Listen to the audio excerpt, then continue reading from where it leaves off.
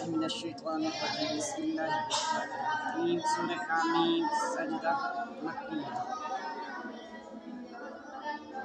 حامیم تنزیل من الرحمن الرحیم کتاب فصلت آیاتہ قرآنا عربیا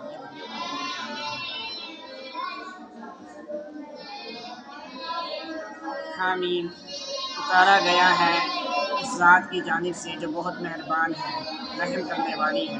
کتاب تفصیل کی گئی اس کی آیات کی، قرآن عربی ان لوگوں کے لیے جو علم رکھتے ہیں۔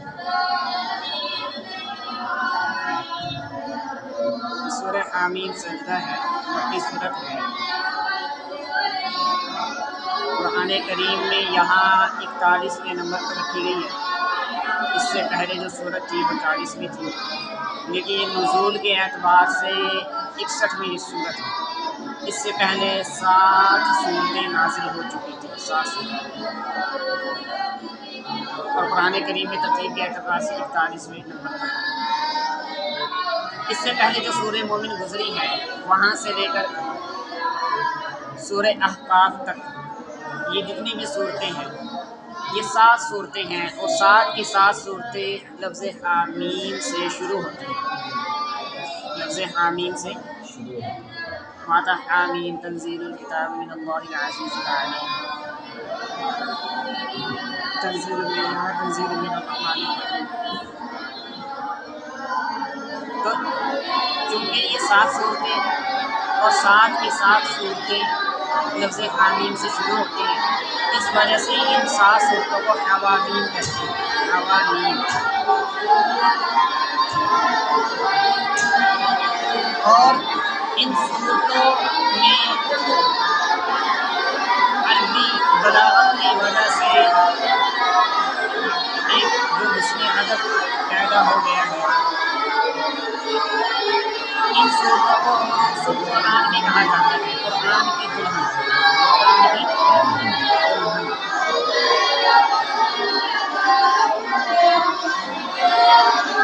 یعنی عربی بلاغت فصاحت اور فصاحت کی وجہ سے ان صورتوں میں حسن ادب پیدا ہوتی ہے۔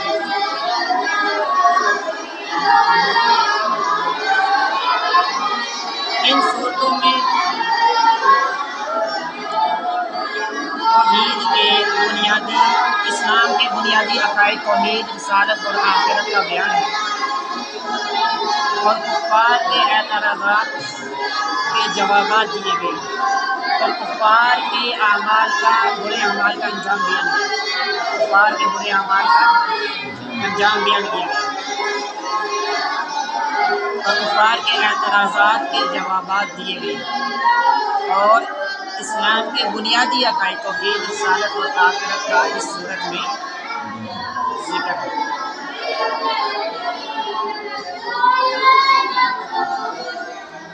اب سب سے پہلے اس صورت کا نام حامیم سجدہ، اور اس صورت کے اور نام بھی ہیں، جیسے کتاب فصلت۔ اس آیت میں سے جو لفظ فصلت ہے اس صورت کو فصلت بھی کہا جاتا ہے۔ آگے آیت نمبر 10 وقدر فیہا اقواتہا، اقوات، تیسرا نام اس صورت کا اقوات ہے۔ آگے آ جائیں آیت نمبر 12 وَزَيَّنَّا السَّمَاءَ الدُّنْيَا بِمَصَابِيحَ، اس صورت کا نام مصابیح بھی ہے۔ یہ 4 نام اس صورت کے ہیں۔ حامیم سجدہ اس وجہ سے کہ اس صورت میں آگے سجدہ آ رہا ہے، اور سجدہ ہے آیت نمبر 38 میں پڑھ کر، یعنی سجدہ کیا جاتا ہے، سجدہ کرنا یہ واجب ہے۔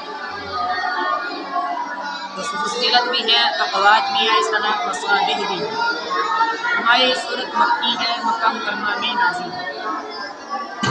اب آگے اس میں زکوٰۃ کا حکم آ جاتا ہے، تو زکوٰۃ مکہ ہی میں فرض کر دی گئی تھی، لیکن اس کے تفصیلی احکامات جو مدینہ منورہ میں نازل ہوئے ہیں، زکوٰۃ کے جو تفصیلی احکام ہیں وہ مدینہ منورہ میں نازل کیے ہیں۔ اس کی آیات 54 ہے، رکوع 6۔ حامیم، یہ لفظ حامیم جو ہے اس کے بارے میں ایک قول یہ ہے واللہ اعلم بمرادہ کہ اللہ اس کی مراد کو خوب جاننے والا ہے،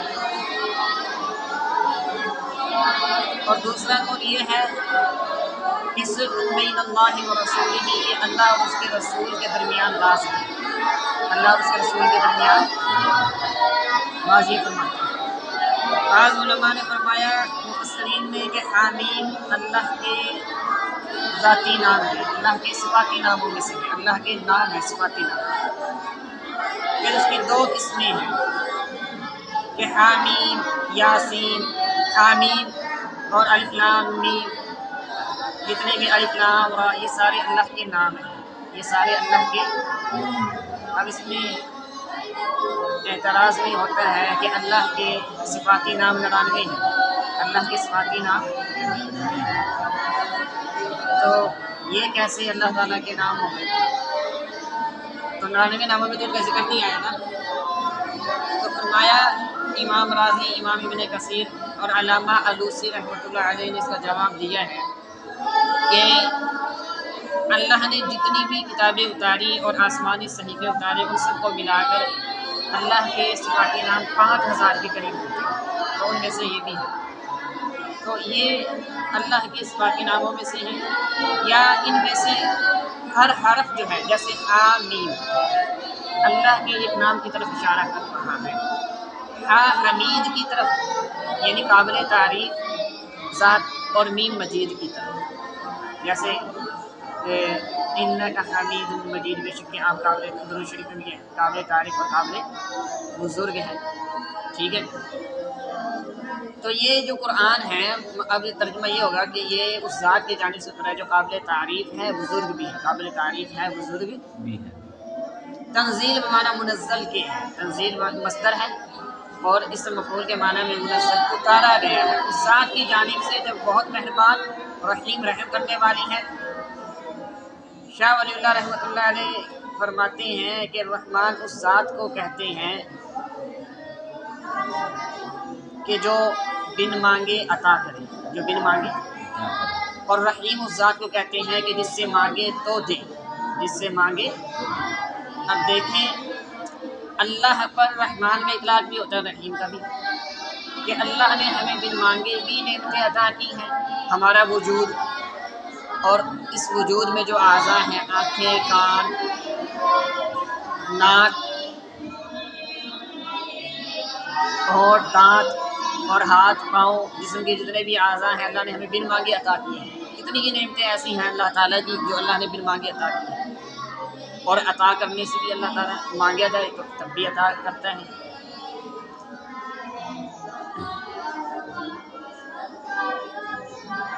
کتاب فصلت آیاتہ،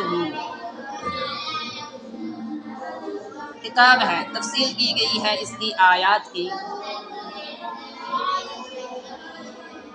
قرآن عربی لقوم یعلمون، قرآن ہے عربی ایسے لوگوں کے لیے جو علم رکھتے ہیں۔ اب دیکھیں قرآن کریم یہاں پر تنزیل من الرحمن الرحیم آیا، یعنی اللہ تعالیٰ کے حکم سے حضرت جبرائیل علیہ السلام اس قرآن کریم کو اتارا ہے، اور ایک مقام پر ہے سورۃ الشعراء میں پہلے بھی اس کا حوالہ ہے وَإِنَّهُ لَتَنزِيلُ رَبِّ الْعَالَمِينَ نَزَلَ بِهِ الرُّوحُ الْأَمِينُ، کہ اس کو جبرائیل علیہ السلام لائے ہیں، علی قلبک، آپ کے دل پر اتارا ہے۔ مقصد کیا ہے کہ آپ آگاہ کرنے والے بن جائیں، لوگوں کو ڈرانے والے بن جائیں، بشیر و نذیرہ، کہ جو نیک اعمال کرتے ہیں، جو موحدین ہیں، توحید پرست ہیں، ان کو خوشخبری دینے جنت کی، اور جو اللہ کا انکار کرتے ہیں، آخرت کا انکار کرتے ہیں، ان کو دوزخ سے ڈرائیں، ٹھیک ہے، تو آگاہ کرنے والے۔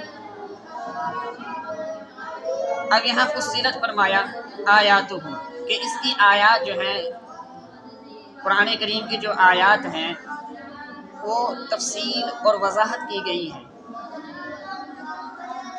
اور قرآن کریم میں ایک مقام پر الف لام را کتاب احکمت آیاتہ ثم فصلت، کہ مضبوط کی گئی احکمت اس کی آیات، ثم فصلت پھر تفصیل کی گئی اس ذات کی جانب سے جو حکیم ہے، حکمت والی ہے، خبیر باخبر ہے، باخبر ہے۔ یعنی اس کی آیات مضبوط ہیں اور اس کے معنی جو ہیں وہ واضح اور ظاہر ہیں، اور اس کے احکام مضبوط ہیں، آیات کی تفصیل کی گئی ہے، اس کی آیات کی تفصیل کی گئی ہے، واضح ہیں، اور اس کے جو معانی ہیں مفہوم واضح اور آسان ہیں۔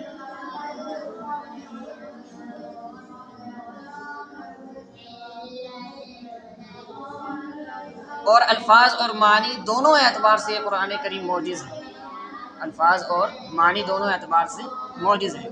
قرآن عربیہ، قرآن ہے عربی، عربی قرآن،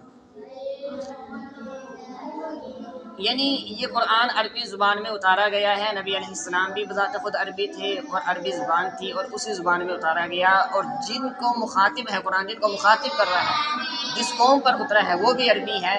مقصد یہ ہے کہ تاکہ جس پر اتارا گیا ہے اس کی زبان بھی عربی، اس کو بھی سمجھنے میں آسانی ہو، اور جس قوم کی طرف آپ علیہ السلام بھیجے گئے ہیں وہ بھی عربی زبان میں ہے، تاکہ ان کو بھی یہ قرآن کریم سمجھنے میں آسانی ہو، قرآن کریم کو سمجھنے میں آسانی ہو۔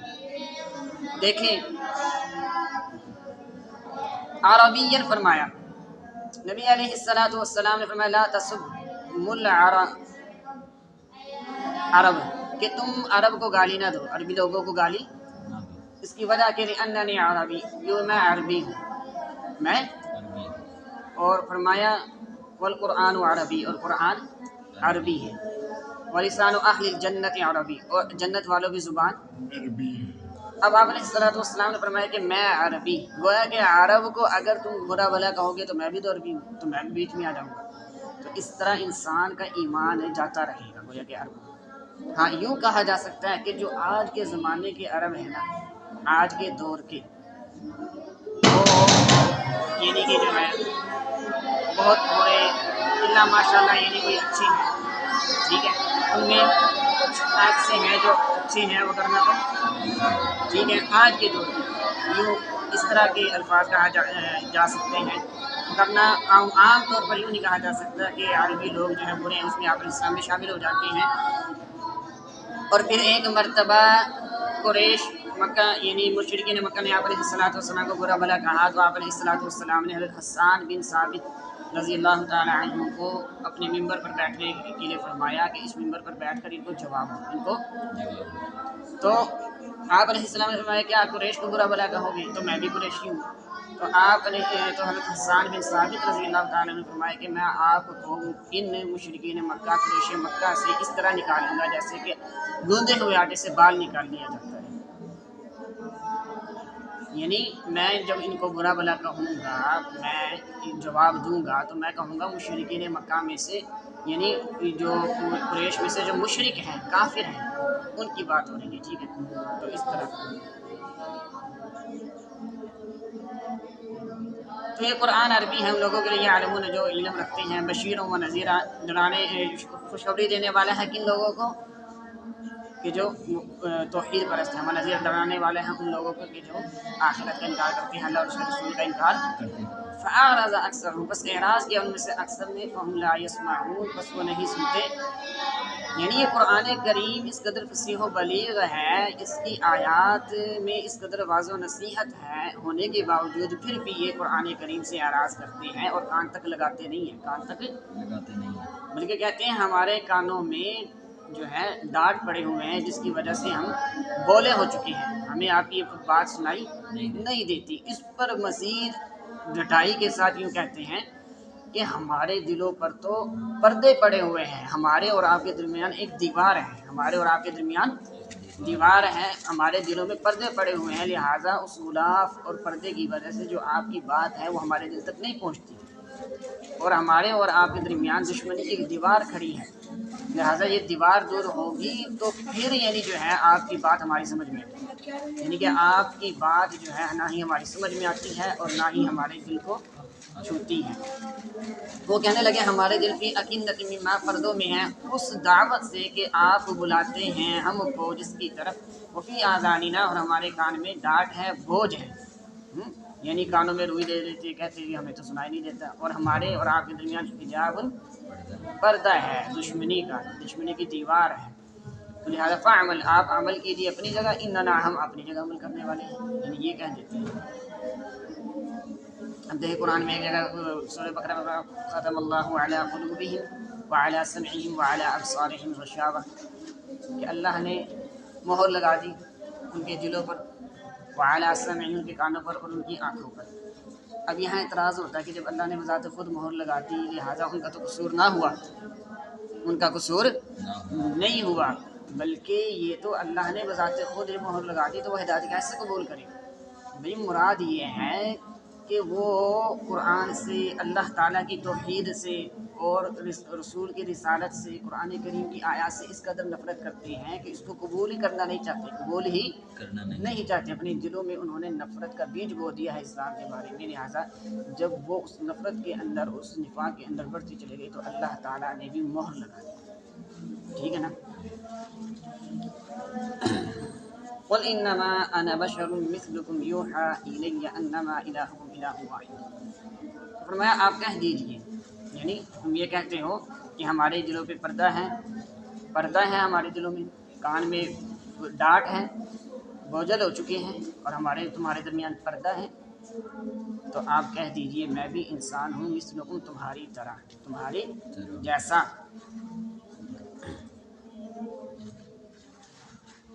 تو مقصد یہ ہے کہ میں کوئی اللہ نہیں ہوں، رب نہیں ہوں کہ تمہیں حق کو تسلیم کرنے پر، قبول کرنے پر مجبور کر سکوں، رب بھی نہیں ہوں، ذات اللہ نہیں ہوں، اور میں کوئی فرشتہ بھی نہیں ہوں کہ جس کی تمہیں سمجھ نہ آئے، کہ جو تمہاری جنس سے نہ ہو، تمہاری نوع سے نہ ہو، اس لیے کہ فرشتوں کو تو حاجت اور ضرورت نہیں ہے، ٹھیک ہے، جس طرح کہ انسان، ہاں انسان ہوں میں، تمہارے جیسا انسان ہوں، یعنی تمہاری جنس سے ہوں، تمہاری نوع سے ہوں، اور جنس اور نوع کو بنیاد بنا کر یہ بتایا جا رہا ہے کہ جنس اور نوع جب ہماری ایک ہے تو لہٰذا تمہیں میری باتیں سمجھ آ جانی چاہیے، تمہیں سمجھنے میں کوئی مشکل نہیں ہوگی، تمہیں مشکل نہیں ہونی چاہیے۔ اب اس میں یہ بھی ہے کہ یعنی میں انسان ہوں تمہارے جیسا، تم بھی انسان ہو میں بھی انسان ہوں، لیکن فرق یہ ہے کہ میری طرف وحی کی گئی ہے، تو اللہ نے مجھے اس وحی دے کر اعزاز بخشا ہے، نبوت کے لیے چن لیا ہے۔ یوحی الی انما، وحی کیا کی گئی ہے کہ یقیناً تمہارا اور تمہارا الہ جو ہے وہ ایک ہے، فاستقیموا، سیدھے ہو جاؤ اسی کی طرف، یعنی اللہ کی توحید کو اپنا لو، واستغفروا، اپنے گناہوں کی بخشش طلب کرو۔ اب دیکھا فرمایا کہ یہاں پہ کہ انسان کو چاہیے اپنے آپ کو انتہائی نیک نہ سمجھے، گنہگار سمجھے، ہمیشہ یہ سمجھے کہ میں گنہگار ہوں، یہ سمجھے میں گنہگار ہوں۔ جب اس کا یہ نظریہ ہوگا، اس کی یہ سوچ ہوگی کہ میں گنہگار ہوں، تو وہ گناہوں سے بخشش بھی مانگے گا، گناہوں سے توبہ بھی کرے گا، اور اپنے آپ کو نیک سمجھ کر بیٹھ جائے گا تو پھر لہٰذا وہ گناہوں سے توبہ نہیں کرے گا۔ وَوَيْلٌ لِّلْمُشْرِكِينَ، اور ہلاکت ہے، بربادی ہے، خرابی ہے مشرکین کے لیے، مشرکین الذین، مشرکین کون ہیں؟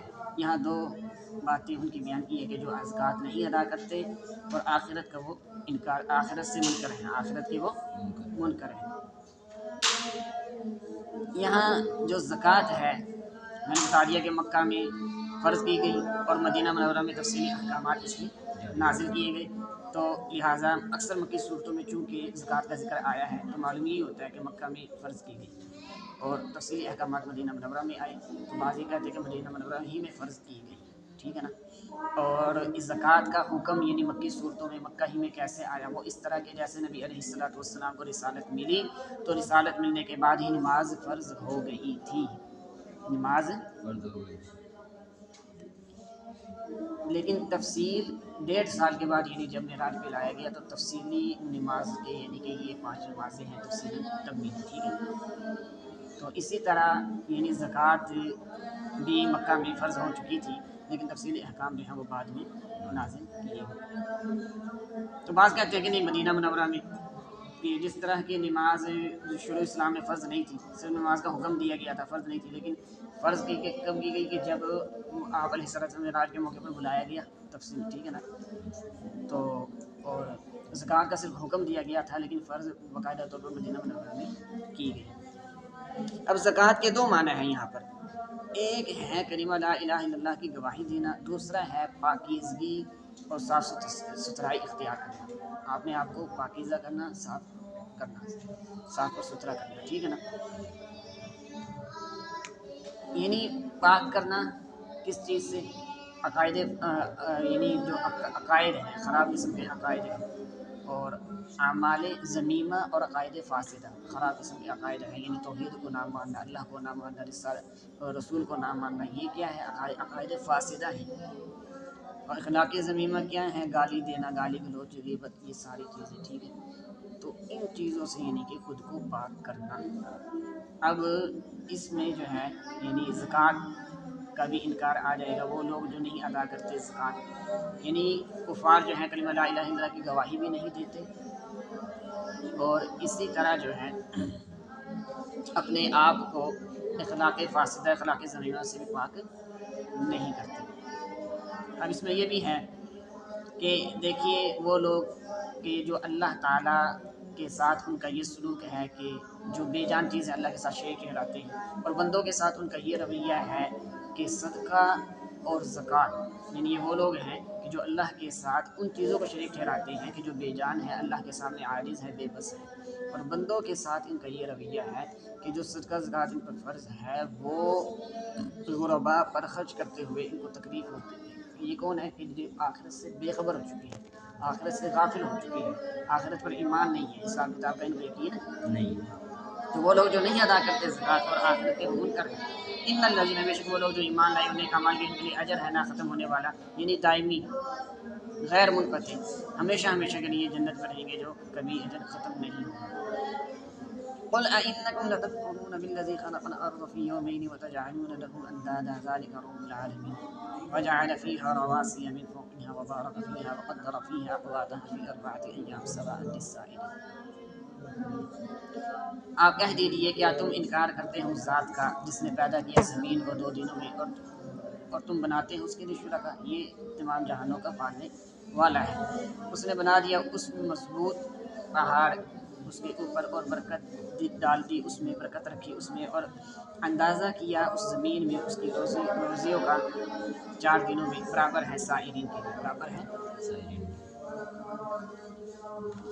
دیکھیں قرآن کریم میں جگہ جگہ بیان کیا گیا ہے کہ آسمان و زمین کو اللہ نے 6 دنوں میں پیدا کیا، ثم استوى إلى السماء، پھر آسمان کی طرف مستوی ہوا۔ اسی طرح یہ اس کا ذکر جو ہے سورہ اعراف میں بھی ہے، سورہ حامیم، سورہ سجدہ میں بھی ہے، اس سے پہلے جو 21ویں سپارے میں ہے سورہ سجدہ۔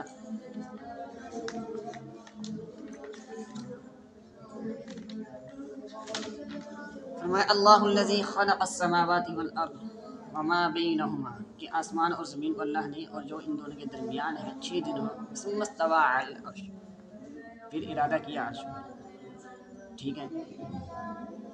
تو دیگر آیات میں یہی ہے کہ 6 دنوں میں آسمان زمین کو پیدا کیا گیا۔ یہاں ترتیب سے ذکر ہو رہا ہے، ترتیب ذکر کی جا رہی ہے، زمین کو کتنے دنوں میں، پھر زمین پر جو موجودہ چیزیں ان کو کتنے دنوں میں، پھر آسمان کو کتنے دنوں میں۔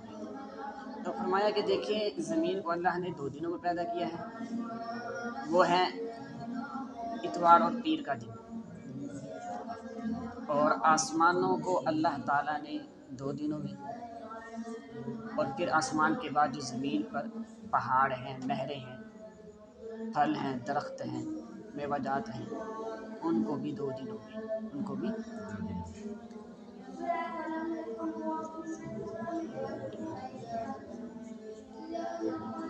آپ علیہ السلام نے فرمایا کہ اللہ تعالیٰ نے زمین کو اتوار اور پیر کے دن پیدا کیا، اتوار اور پیر کے دن پیدا کیا۔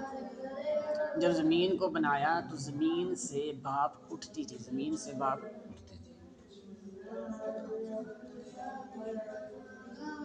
اب وہ بھاپ جو ہے وہ دھواں، یعنی آسمان کی طرف، پھر اللہ نے وہ جو دھواں نظر آ رہا تھا، یعنی وہ جو زمین سے پہلے پانی کی صورت میں تھی، اس پانی سے بھاپ اٹھی، تو اللہ نے ایک اس سے زمین کو گول بنا دیا، اور اوپر جو ہے وہ دھواں اکٹھا ہو گیا، اس دھوئیں سے، یعنی آسمان سے پہلے وہ آسمان کا مادہ جو دھوئیں کی شکل میں تھا، اس سے آسمان پیدا کیا، پھر زمین کے اوپر پہاڑ اور دیگر چیزیں پیدا کی گئی۔ اب یہاں پر ایک اور بات ہے. ایک شخص آیا حضرت عبداللہ بن عباس رضی اللہ تعالیٰ عنہ کے پاس اور کہنے لگا کہ قرآن کریم کی آیات میں بہت سا اختلاف ہے، آپ مجھے سمجھا دیجیے کہ اس انداز سے آپ مجھے سمجھائیے کہ ان میں کوئی اختلاف نہ رہے، آیات میں اختلاف نہ رہے. تو وہ کہنے لگا دیکھیے قرآن کریم میں ایک جگہ فرمایا فلا انصاب بینہم یومئذ ولا یتساءلون کہ قیامت کے دن لوگوں میں نہ کوئی نسب نامہ ہوگا، نہ وہ ایک دوسرے سے سوال کر سکیں گے.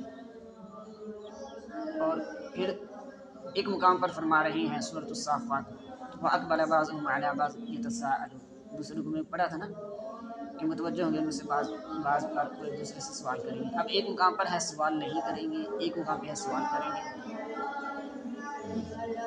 اور قرآن میں ایک جگہ ہے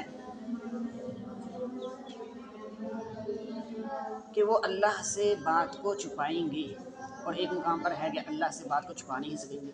قرآن میں وَلَا يَكْتُمُونَ اللَّهَ حَدِيثًا کہ اللہ تعالیٰ سے کسی بات کو چھپا. اور ایک مقام واللہ ربنا ما کن، اللہ کی قسم ہے ہمارے رب ہم شرک نہیں کرتے تھے. اپنے شرک کو چھپائیں گے نا، اور وہاں چھپا نہیں سکیں گے. تو دونوں میں تضاد ہو گیا آیات میں. اور قرآن کہہ رہا ہے اللہ الذی خلق السماوات والارض، اور یہاں پر خلق الارض فی یومین، اس کے بعد آیا پھر آسمانوں کا ذکر. یعنی قرآن میں جگہ جگہ یہ ہے کہ اللہ نے پہلے زمین کو بنایا پھر آسمان کو. اور یہ سورۃ النازعات میں فرمایا والارض بعد ذلک، زمین کے اس کے بعد دحاہا، اس کو بچھایا، زمین کو بچھایا، یعنی آسمان بنانے کے بعد زمین کو بچھایا یعنی بنایا. ٹھیک ہے، تو وہاں پر اس سورۃ النازعات میں یوں لگ رہا ہے کہ جیسے کہ پہلے آسمان بنائے گئے پھر زمین. تو ان کی وضاحت حضرت عبداللہ بن عباس رضی اللہ تعالیٰ عنہ نے یہ فرمائی کہ یہ جو قرآن میں کہا گیا ولا انصاب بینہم یومئذ ولا یتساءلون، اور ایک مقام پر وَقَبْلَ بَعْضُهُمْ عَلَىٰ بَعْضٍ، اصل میں دو نفقے ہوں گے. پہلے نفقے کے بعد لوگ ایک دوسرے سے سوال نہیں کر سکیں گے، سوال نہیں کر سکیں. اور دوسرے نفقے جو ہوگا تو اس کے بعد وہ ان کو اجازت ہوگی ایک دوسرے سے سوال کریں گے. تو ان نفقہ میں فرق ہے. نفقے اولا کے بعد یعنی جو ہے ایک دوسرے سے سوال نہیں کر سکیں گے، ایک دوسرے سے پوچھ تاچھ نہیں ہوگی. اور جو ہے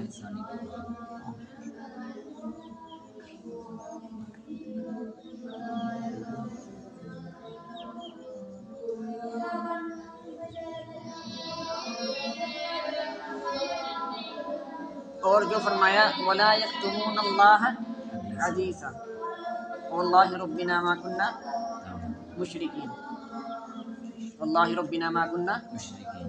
تو فرمایا کہ اس کا جواب دیا کہ یہ بھی دو مختلف مواقع ہیں، دو مختلف قیامت کے دن دو مختلف گھڑیے ہیں، اوقات ہیں کہ جب موحدین توحید پرستوں کا حساب کتاب ہوگا اور ان کے گناہ معاف کر دیے جائیں گے، ان کو جنت میں داخلے کے لیے کہہ دیا جائے گا، تو مشرکین اس وقت کہیں گے، مشرکین اس وقت کہیں گے واللہ ربنا ما کنا مشرکین، اللہ کی قسم ہے اللہ ہم نے آپ کے ساتھ شرک نہیں کیا.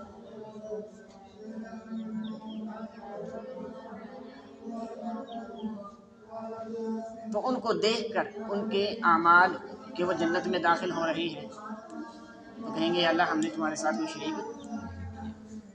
پھر اللہ تعالیٰ ان کے منہ پر جو ہے مہر لگا دیں گے، اور اللہ تعالیٰ اور ان کے اعضاء جو ہے گواہی دیں گے، ان کے اعضاء گواہی دیں گے. ان کا مقصد یہ ہو رہا ہے کہ کاش ہم بھی جنت میں چلے جائیں. جب ان کے اعضاء ان کے خلاف گواہی دیں گے تو پھر وہ اپنے گناہوں کا اقرار کر لیں گے، اور اس وقت وہ تمنا کریں گے کہ کاش ہم زمین میں ملیاں میٹ کر دیے جائیں، ہم بھی ختم ہو جائیں. تو ایک مقام پر یہ ہے کہ جب اللہ ان کے چہروں پر ان کے منہ پر خود ہی تالا لگا دیں گے، مہر لگا دیں گے، جب ان کی زبان بات نہیں کر سکے گی تو پھر خود ہی ان کے اعضاء جب گواہی دیں گے تو پھر اپنے گناہوں کا اقرار کر لیں گے. اپنے گناہوں کا اور پہلے یعنی جو انکار کریں گے وہ مومنین کو دیکھ کر ان کے گناہوں کو بخش دیا گیا ہے، تو لہٰذا وہ بھی کہیں گے اللہ کی قسم ہم نے تیرے ساتھ شریک نہیں کی. ٹھیک ہے، تو یہ دو مختلف مواقع ہیں. اور زمین کی بات رہی کہ ایک آیت میں یہ نازعات میں معلوم ہو رہا ہے کہ وہ آسمان کی بات بنائی گئی. فرمایا بات یہ ہے پہلے زمین کو گول انداز میں، ٹھیک ہے، ایک گیند کی شکل میں اس کا مادہ تیار کیا گیا. پھر بعد میں وہ جو پانی سے دھواں اٹھتا تھا تو اللہ تعالیٰ وہ دھواں اوپر جمع ہو گیا، وہ بنیاد تھی آسمان،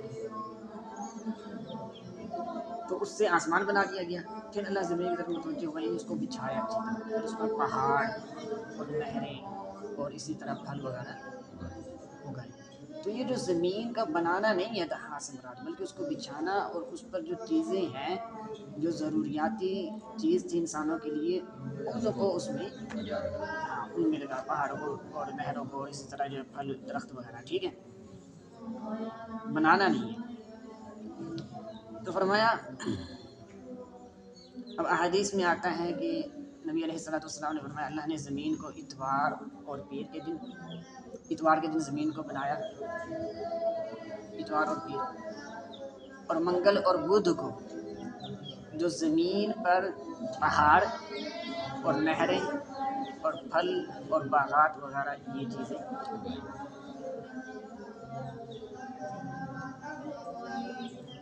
اور جمعرات کو آسمان اور جمعے کو آسمان میں سورج چاند ستارے، اور جمعے کی آخری گھڑی یعنی عصر کے بعد، عصر کی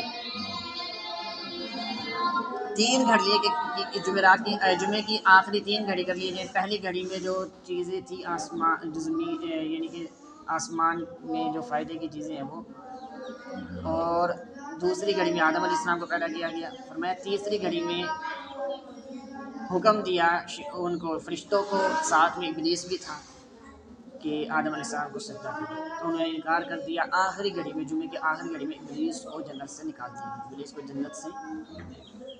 یہ سارا خلاصہ نچوڑ ہے. ٹھیک ہے نا. اب دیکھو ترجمہ میں انشاءاللہ جو وہاں پہ ہوگا اس کے بعد ان ائنکم، آپ فرما دیجیے کیا تم انکار کرتے ہو سارے جس نے پیدا کیا زمین کو 2 دنوں میں، یعنی کہ اتوار اور پیر. وتجعلون، اور تم بناتے ہیں اس کے لیے شرکا، یعنی جو عاجز ہیں، بے بس ہیں، ان کو تم نے اللہ کے ساتھ شریک ہے. یہ تمام جہانوں کا پروردگار ہے. اس نے بنا دیا اس میں مضبوط پہاڑ، اس کے اوپر زمین کے اوپر مضبوط پہاڑ بنائے گئے. وبارک فیہا، اور برکت نازل کی. اس میں برکت نازل سے مراد ہے کہ زمین کے اندر کانیں ہیں، کوئی سونے کی، چاندی کی، لوہے کی، پیتل کی. ٹھیک ہے نا. کانیں، اب کان جو ہے نمک کی بھی ہے، اور اسی طرح جو ہے یعنی کوئلے کی کان بھی ہے، کوئلے کی کانیں ہیں، سونے کی، چاندی کی، تانبے کی. تو اور تیل بھی نکلتا ہے زمین سے. یہ سارے کانیں جو ہیں ذخائر جو اللہ نے رکھ دی. تو جو ضروریات تھیں انسان کی، اس کی ضرورت کے مطابق زمین میں چیزیں رکھ دی، اور وقتاً فوقتاً ان کو اللہ تعالیٰ نکال بھی رہا ہے. اناج ہے، اناج اور پھل ہے، درخت ہے. وقدر فیہا، اور اندازہ کیا اس میں اس کی روزی کا. ٹھیک ہے نا. اقوات یہ ہو گیا. فی اربعۃ ایام، 4 دنوں میں، 4 یعنی یہ جو ہے وہ جو ہے منگل اور بدھ کو، اور سوا برابر ہے سائلین کے لیے، برابر ہے یعنی دیکھو 4 دنوں کے اندر اللہ نے زمین 2 دنوں میں زمین کو بنا کر پھر اگلے 2 دنوں میں اس کی ضروریات کی جو چیزیں تھیں وہ زمین میں پیدا کر دی. پہاڑ وغیرہ، یہ جو درخت ہیں، نہریں. اب سائلین سے مراد جو سوال کرنے والے ہیں وہ، سائلین سے مراد یہ بھی ہے کہ اس میں ساری مخلوق ہے، خواہ وہ جنات ہو، انسان ہو، جانور ہو، اور برابر ہے سائلین کے لیے. یعنی ان جو روزی ہے، جو ان کی ضروریات زندگی ہے، وہ اللہ تعالیٰ نے زمین میں پیدا کر دی. یہ 2 تفصیلیں سائلین کی. ثم استوى، پھر متوجہ ہوا، ارادہ کیا، الى السماء، آسمان کی طرف. وہی دخان، اس حال میں کہ وہ دھواں تھا. اس کی تفسیر ہو چکی ہے. ٹھیک ہے نا. کہ زمین پانی کی صورت میں تھی، اس کو بچایا گیا، پھر وہ زمین کی شکل اختیار کر گئی، ٹھیک ہے، مٹی کی. تو اس پانی سے جو دھواں نکلا تھا وہ اوپر گیا، وہ دھواں یعنی کہ مٹیریل ہے اس کا آسمان کا، اس سے اللہ تعالیٰ نے آسمان بنایا. فقال لها، تو اللہ نے زمین اور آسمان کو حکم دیا تھا، ائتیا، دونوں آؤ. اب یہ فرمایا کہ یہ جو گفتگو ہے، جو مکالمہ ہے زمین اور آسمان سے، ادھر دیکھیں یہ حقیقت میں بھی محمول ہے، مجاز میں بھی. یعنی زمین و آسمان کو کلام کرنے کے قائم مقام بنایا گیا، بات چیت گفتگو کرنے والے کے قائم مقام بنایا گیا. یا یہ ہے کہ زمین اور آسمان سے حقیقتاً گفتگو ہوئی. اب زمین کے کون سے ٹکڑے نے اللہ تعالیٰ سے گفتگو ہوئی؟ تو حضرت ابن عباس رضی اللہ تعالیٰ عنہ فرماتے ہیں کہ جہاں مکہ ہے، جہاں اللہ تعالیٰ کا گھر ہے بیت اللہ، تو زمین کا وہ ٹکڑا، اس ٹکڑے نے اللہ سے گفتگو کی، اور آسمان کے اس حصے نے جو اس بیت اللہ کے کعبۃ اللہ کے بالکل سیدھ میں ہے، اوپر ہے، اس زمین کے اس آسمان کے اس حصے نے اللہ سے گفتگو کی حقیقت، ٹھیک ہے. ہاں.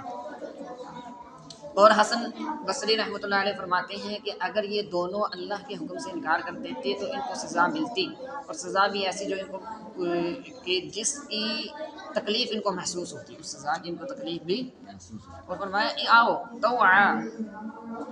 اطاعت کرتے ہوئے یا زبردستی سے، یعنی تمہیں میرا حکم ماننا پڑے گا، میرا حکم مانو، تسلیم کرو، اگر نہیں مانو گے تو زبردستی بھی ماننا پڑے گا. اس لیے کہ زمین و آسمان کو اللہ تعالیٰ نے جو حکم دیے ہیں وہ تکوینی احکام ہیں، تکوینی اپنی مصلحت سے تکوینی احکامات، اور تکوینی احکام کے اندر یعنی جو ہے انسان جس کو حکم دیا جاتا ہے اس کو اختیار نہیں ہوتا. جیسے انسان کو بھی تکوینی احکامات دیے گئے ہیں، انسان کے لیے تکوینی احکامات کیا ہیں؟ اب فرمایا حکم کیا دیا گیا تھا؟ اچھا، آسمان کو اور زمین، اس کی بھی جو ہے فرمایا آسمان کو یہ حکم دیا گیا تھا کہ تو نے اپنے اندر جو ہے سورج چاند ستاروں کو جگہ دینی ہے، ان کو یعنی ان کو جگہ دینی ہے، ان کو اور فرشتوں وغیرہ. اور زمین کو یہ حکم دیا گیا تھا کہ تو اپنے اوپر نہریں جاری کر، پہاڑ کو اور پھل درخت لگا اور پھل پھول یہ وغیرہ یہ اگا. اور انہوں نے خوشی، تو فرمایا کہ خوشی سے بھی ماننا پڑے گا، خوشی سے ماننا، تو زبردستی سے ماننا پڑے گا. تو یہ دونوں آئے اور کہنے لگے یا اللہ ہم تیرے اس حکم کو سب تسلیم کرتے ہیں خوشی سے، خوشی یعنی مجبور ہو کے نہیں.